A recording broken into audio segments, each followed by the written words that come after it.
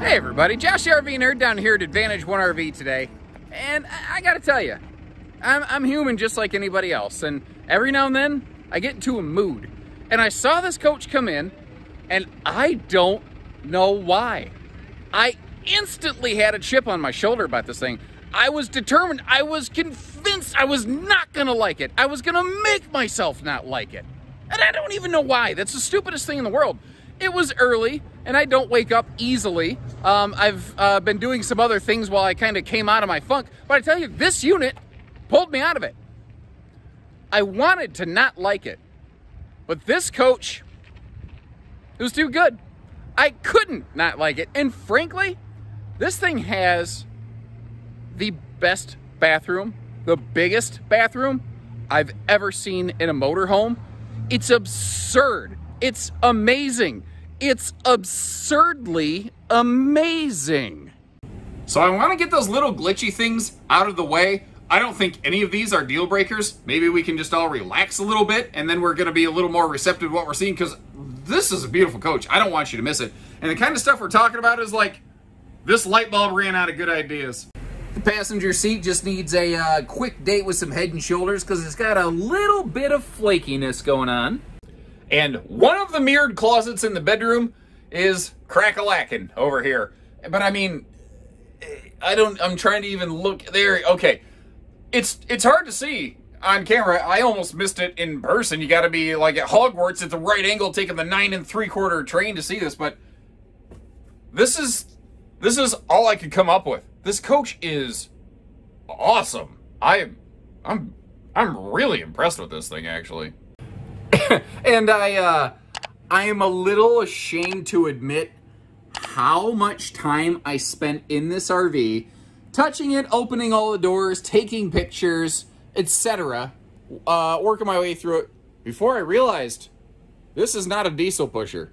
It has the look, it has the feels to me of a solid diesel pushing kind of unit, but it's not. This is a Ford chassis. We're on a gas Triton V10 power plant, which is one of the most reliable engine systems I've seen. Actually, when they were available, one of the things we would do with our service trucks is we would always try to get those, because they were just like, all you'd ever have to do occasionally is just change the oil and you're good to go. I like that little station right there for the co-pilot. Mostly because, you know, if I were riding along, it'd be a great place to eat a Baconator, which is probably the reason that I look the way that I look, because I eat like a dumpster. I got my caffeine intake under control. I got to really start working on the diet, and then once I lose a few pounds, get back on the exercise bandwagon. I've done it before. I know how to do it. I just started making a lot of excuses, but I don't know why I'm talking about that. You probably don't care. You probably want to learn more about the motorhome. Like over here, we've got the ultra level hydraulic leveling system. So that's nice. Ultra level. Now I'm going to try not make you motion sick. We're going to be pointing like straight down, which kind of affects some people's senses sometimes. That right there is a Takanshi towing brake controller. So when you do put your toad behind this, which is a vehicle that you towed along with you if you weren't aware, you're going to be able to make sure the brakes on that operate. There are 148.9 hours on the generator right now. I've got the generator running currently. It fired up immediately to the tune of, like, a lot of times you sit there and you hear a generator kind of chug-a-lug along a little bit, and then you sort of feel the whole RV shake when it finally fires up. It fired up so quickly and so easily and so smoothly, I wasn't sure it actually started, and I had to go outside to check it out. This is also something that just almost shocks me. Dinettes almost don't exist in motorhomes. That is a nice large U-dinette. You can get people around, play some cards, play some games with friends. It folds down into a sleeper. There's storage. Whoa, and there's a step well over here. That is a really good safety lesson, by the way. You should always be a little more aware of your surroundings. One of the tricks about what I'm doing here, I almost went ace over tea kettle, is that I'm not actually looking where I'm walking, nor am I actually usually looking at the camera. I'm talking about what's on screen while I'm looking around to see what else might be an interesting point of discussion. Like over here, I love the way that this entertainment setup is laid out. I've always liked this setup, One of the things that's really cool about it, though, is when you get to your destination, this is like a sectional style sofa that extends out. So you really have an interesting kind of clarity between kitchen, dining, and living. And I get that they're all intermingled here into one conglomerate room, but it doesn't feel that way. And I mean, let's start up there with that convection microwave and this refrigerator. This kitchen's awesome. And again, this is the kind of kitchen that I usually end up seeing in a diesel pusher. You've got a kitchen in the slide over here. I've seen this kitchen 100 times, but never like this in a gasser.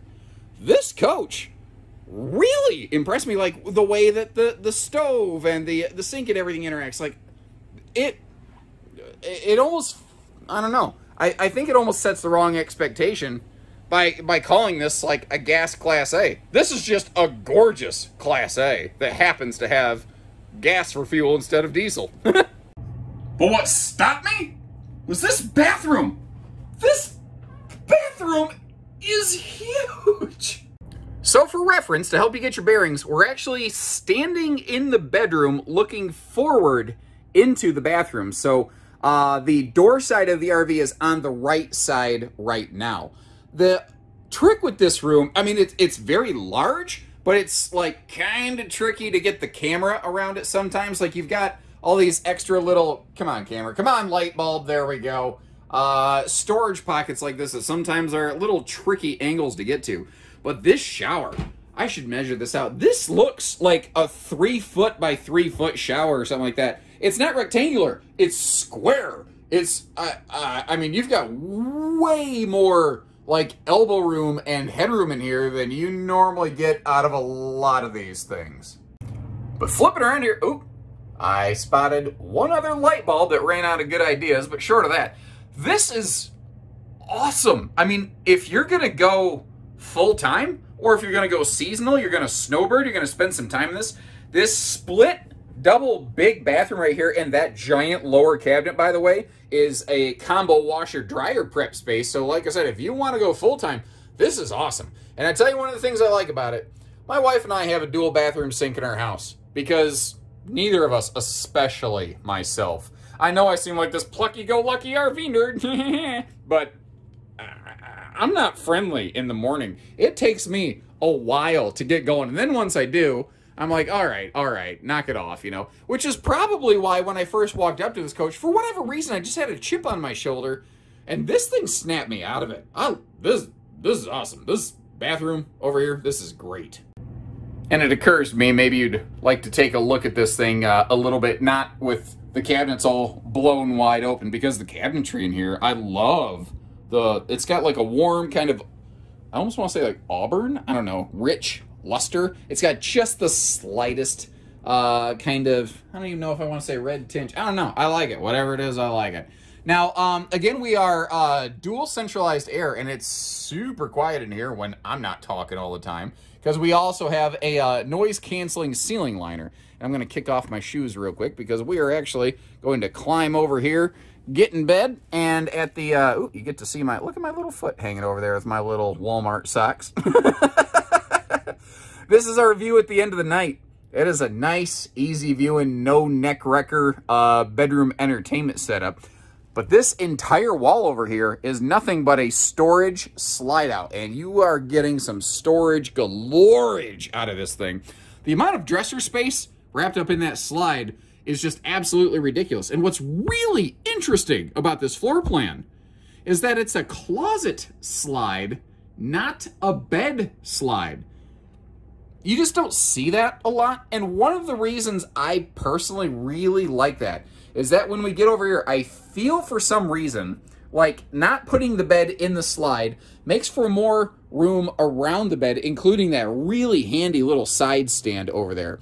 And it also means that like above and around the bed, just like this, we are greeted with some extra storage capacity that a bed slide just doesn't usually seem to offer.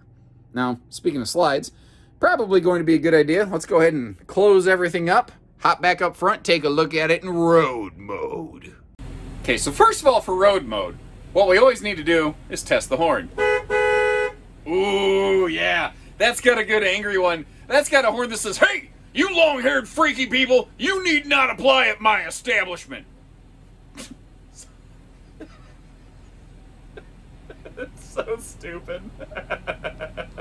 All right, so once you're done honking at the hippie folk, I don't know. Not every day you get a Tesla reference in an RV video, now is it? I'm hoping, you know what? Somebody the other day, like I made some kind of reference to some sort of show, and this guy's like, you know, half the people watching your video don't realize you're making a joke right now. They just think you're weird. And I was like, huh, I'm okay with that. Now, if you're watching TV on like split screen view, I suppose, but yeah, no, for transit, you're losing out on a little bit of the entertainment there. But short of that, one of the other things I really like about this is, again, because the bed's not in the slide, it remains 100% travel functional. That's not the case in a lot of motor coaches. In a lot of motorhomes, you'll have like some kind of overhang over the foot of the bed right there, and if you're long-legged like me, you end up kicking stuff.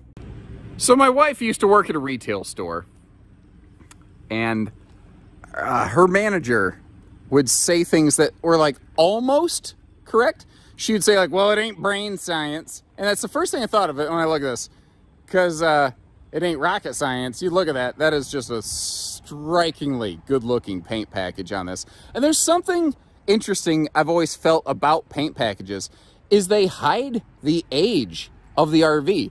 The RV looks younger than it really is because you just don't see weathering or fade or anything on this. And I would say it's because of the full RV cover that's included with this that you'll see later. But when we see it, you'll realize the folks literally never used it. In the meantime, though, let's take a pass down here. We're going to look at all of the tires. We're going to look at all of the basement on this thing. I want you to get to see every nook and cranny you possibly can. You're buying the whole coach. I want you to see the whole coach. What I think is of specific note is there are two extra large pass-through belly bays on this that a lot of Class A's don't have. Because a Class A has a drivetrain running through the belly, unlike a diesel pusher, which does not, they sometimes lack a big pass-through storage compartment like this one has. And this has two of them, not to mention, well, it has two under the slides, under the living room. It has two more under the rear bedroom. This has, like I said, it's got some diesel pusher feels. Now, of course, being a gasser, it does still have a drivetrain, so there is the hump through the middle of those compartments, but it ain't all that bad. One other major difference between this and a diesel is the fact that this has a 5,000 pound tow rating versus some of those diesels have like 10 plus. But I mean, 5,000 pounds is more than enough, like I said, for a towed. Oop, I missed one of the baggage doors. You are going to get a little sneak peek there at what we're about to see, because once again, we're going to go passing through all the baggage compartments on this thing. Just an, like I said, just the condition of the compartments. Notice how neat and clean and tidy all of those things are. And then again, as we get up front here, one of the things you're going to see on this is the folks bought a Classic Accessories full motorhome cover. And obviously never used it. I gotta believe though, I'm not even sure why they bought the cover, because with the condition of this and the age, it has to have been stored indoors. It has to have been kept cleaned and conditioned and protected from the sun, because it looks too good to have just been left outside the whole time. Just like everywhere else, everything up here looks phenomenal. This is a better way also, I think, to get a look at the slide awnings up here. And what I specifically look for on these is, like where they left out, was there a bunch of debris and crap left on them? Did they pool up a bunch of water? I don't see any of that here. This is, everything looks exactly the way it's supposed to. And you know what else I kind of noticed? I started looking at the bottom four corners of the coach on the outside. So like the bottom of the nose cap, the bottom of the tail cap. And I'm looking for impact points, because there's a lot of people on a bigger rig like this. They sometimes don't always have good visibility of what's around their surroundings, and they'll sometimes bump into things. I can't even find where there was even the slightest of collisions on this coach. So like I said, way back when, I didn't want to like it, but I ended up loving it. This coach rocks. This coach rocks hard. awesome living room, awesome kitchen, amazingly absurd bathroom. The bedroom's fantastic, awesome travel access, huge outside storage on a gasser, which is sometimes hard to find because it's on that bigger chassis.